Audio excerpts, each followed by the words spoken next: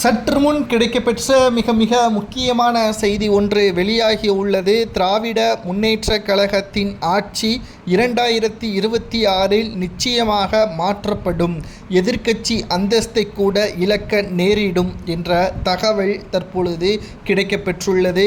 இன்னும் 12 மாதங்கள் மட்டும்தான் இருக்கிறது சட்டசபை தேர்தலுக்கு. அனைத்து கட்சிகளும் தேர்தல் வியூகங்கள் மற்றும் மக்களிடம் சொல்லக்கூடிய வாக்குறுதிகள் அனைத்தையுமே ரெடி பண்ணிவிட்டாங்க. ஆனால் திமுக சொன்ன 505 வாக்குறுதிகளில் நேற்றே ஸ்டாலின் அவர்கள் ஒரு வார்த்தை ஒன்றை கூறியிருப்பார். நான் சொன்ன வாக்குறுதிகள் முழுமையாக நிறைவேற்றப்படவில்லை, நான் அதை மறுக்கவும் இல்லை என்று தெரிவித்திருந்தார். அவர் மற்றொன்றையும் கூறிவிட்டார், நான் அதை முழுமையாக நிறைவேற்றுவதற்கு இந்த 12 மாதங்களே போதுமானது என்றும் தெரிவித்திருந்தார். ஆனால் இதுவரை எத்தனை வாக்குறுதிகளை நிறைவேற்றியிருக்கிறார் என்பதை வெட்ட வெளிச்சத்தில் கூற முடியுமா என்பதுதான் தற்பொழுது எதிர்க்கட்சியினர்கள் கேட்கக்கூடிய கேள்வியாக அமைந்திருக்கிறது.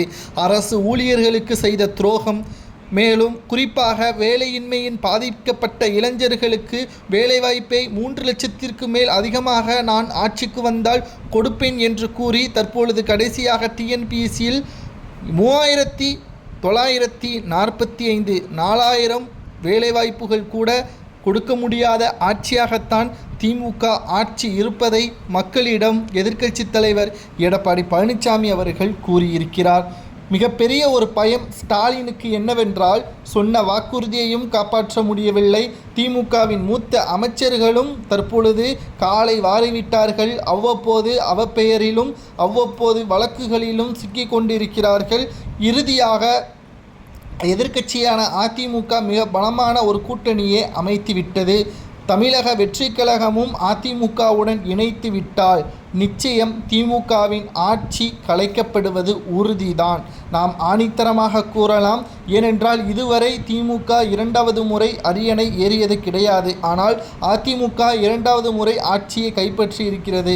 திமுக ஏன் ஆட்சியை கைப்பற்றவில்லை என்ற ஒரு கேள்வி உங்களுக்கு எழலாம். கலைஞர் அவர்கள் சொன்ன வாக்குறுதிகளை முழுமையாக நிறைவேற்றாததும் ஊழலும், திமுகவில் இருக்கக்கூடிய ஒவ்வொரு நிர்வாகிகளும் ஊழலை செய்யக்கூடியவர்கள் என்பதை மக்கள் நன்றாக அறியக்கூடியவர்கள். 2021இல் கூட திமுக வெற்றியடைந்ததற்கு காரணம் மக்களிடம் நேரடியாக சென்று ஸ்டாலின் அவர்கள் தந்தை போல் இல்லை, மாற்றத்தை கொண்டு வருவேன் என்று பலவித பொய்களை கூறிதான் ஓட்டுக்களை பெற்றார். சொன்ன வாக்குறுதியை நிறைவேற்றியிருந்தால் நிச்சயமாக 2வது முறை வெற்றியை பெற்றிருக்கலாம். சொன்ன 505 வாக்குறுதிகளில் 20% தான் நிறைவேற்றப்பட்டதாக எடப்பாடி கூறியிருக்கிறார்.